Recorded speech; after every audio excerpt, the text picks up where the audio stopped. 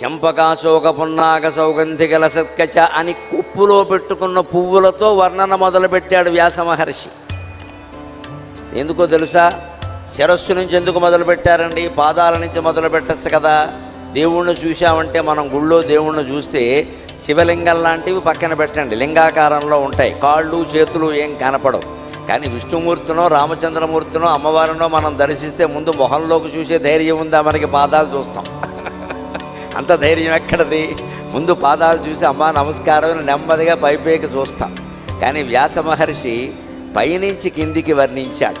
ఎప్పుడు మన సాంప్రదాయం ఏమిటంటే దేవతా స్త్రీలని పైనుంచి కిందికి వర్ణిస్తారు, మానవ స్త్రీలని కింది నుంచి పైకి వర్ణిస్తారు. ఎందుకంటే దేవతలు పైనుంచి కిందికి దిగుతారు, మానవులు కింది నుంచి పైకి వెళ్ళాలి. విషయం అది. మనం కిందే ఉన్నాం, ఇంకా కిందకి ఎక్కడ వెళతాం? కింద నుంచి పైకి వెళ్ళాలి.